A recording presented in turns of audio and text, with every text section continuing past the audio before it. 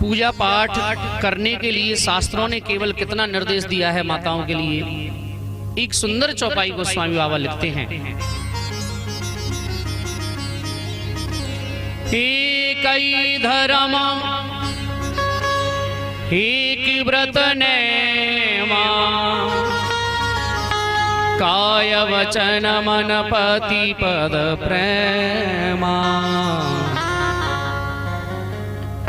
अच्छा, शास्त्र कहते हैं कि संसार में माताओं के लिए केवल पति की बात मानना, पति की सेवा करना ही परम धर्म है। ये चौपाई का यही अर्थ है। अच्छा, लेकिन माताएं ये बात नहीं मानेंगी, अलग से व्रत करेंगी, उपवास करेंगी। महाराज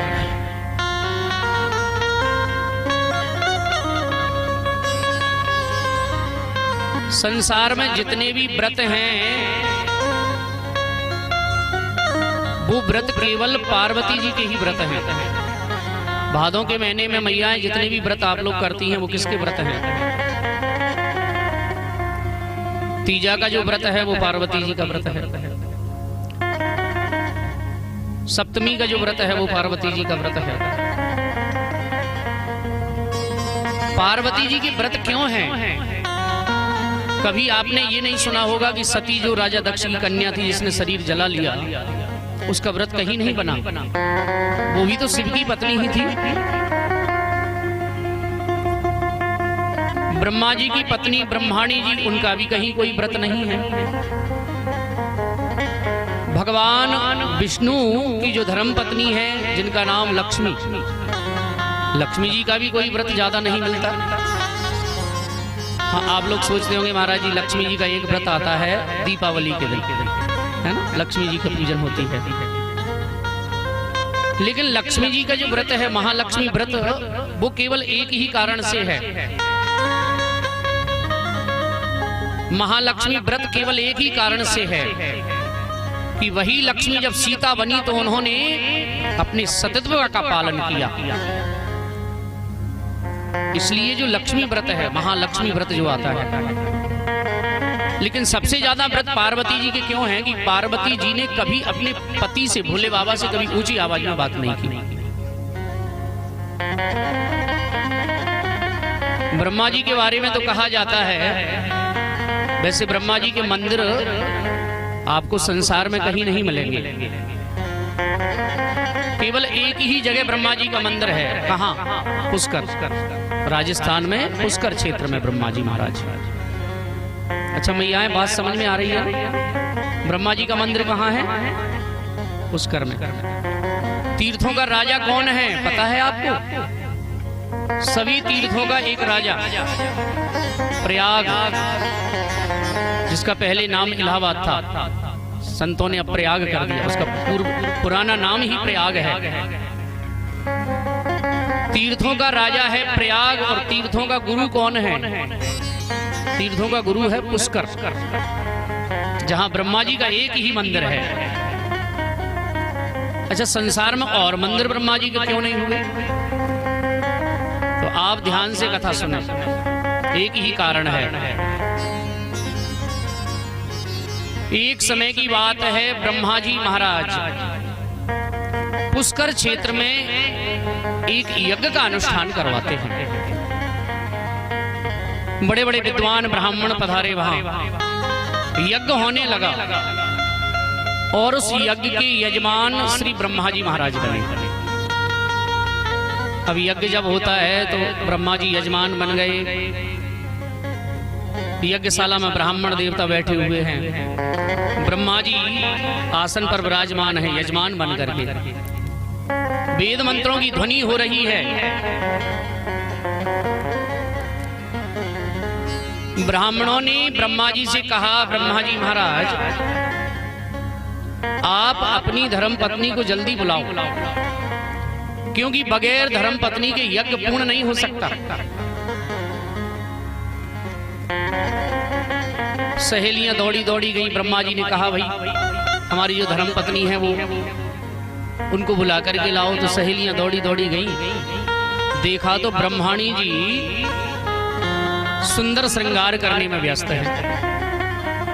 जाकर के कहा, माताजी आप चलिए, यज्ञ में देरी हो रही है।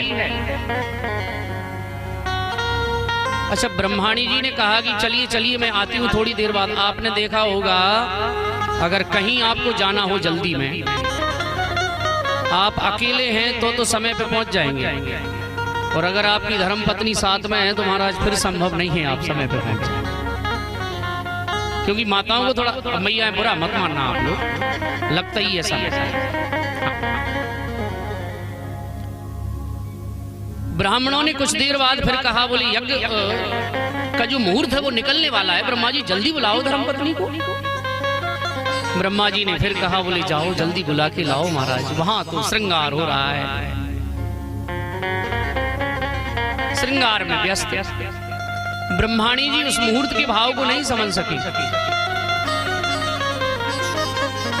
इधर ब्राह्मणों ने कहा कि केवल एक क्षण ही बचा है, अगर ये क्षण भी निकल गया तो अब फिर यज्ञ पूर्ण नहीं होगा। तो ब्रह्मा जी ने कहा महाराज ब्राह्मण देवताओं से कि आप ही कुछ करो।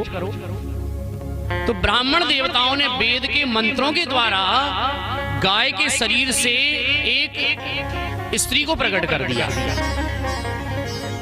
वो ब्रह्मा जी के बगल में बिठा के गठजोड़ा करके पूजन प्रारंभ कर दिया।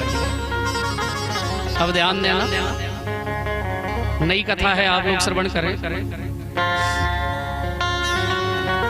और जब ब्रह्मा जी यज्ञ अनुष्ठान प्रारंभ हो गया, अब ब्रह्माणी जी का श्रृंगार पूरा हुआ, और जैसे ही वो आई और आकर के किसी दूसरी स्त्री को पति के साथ देखा, क्रोधित तो हो गई।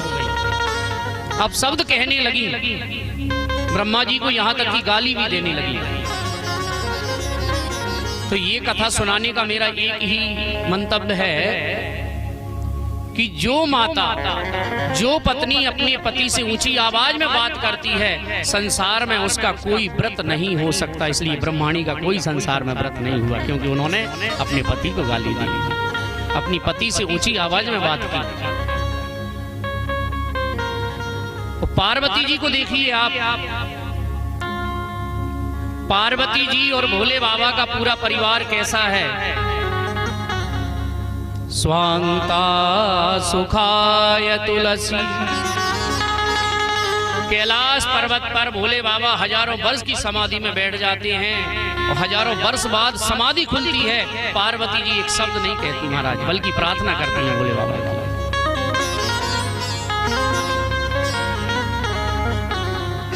कैसा जीवन है भोले बाबा का। तो आज सती ने शरीर का त्याग किया है, और जो ब्रह्मा जी ने यज्ञ वहां किया है, तो ये भी बहुत बड़ी कथा है। चलिए हम पूरी कर ही देते हैं। ब्रह्माणी जी ने क्रोधित होकर के ब्रह्मा जी को फिर वहां श्राप दिया है कि ब्रह्मा जी आज आपने दूसरी स्त्री के साथ बैठ करके यज्ञ प्रारंभ कर दिया। मैं श्राप देती हूं, आपका संसार में कहीं भी स्थान नहीं होगा, केवल पुष्कर को छोड़ करके। तो पुष्कर में केवल एक ही स्थान है ब्रह्मा जी का। गौ माता को भी श्राप दिया, हे गौ माता, तुमने अपने शरीर से मेरी सौत को प्रकट किया है, इसलिए मैं श्राप देती हूं, कलयुग में तुम संसार में भ्रमण करती फिरोगी, धीरे धीरे तुम्हारी पूजा समाप्त हो जाएगी। इसलिए किसका श्राप है? ब्रह्माणी जी का।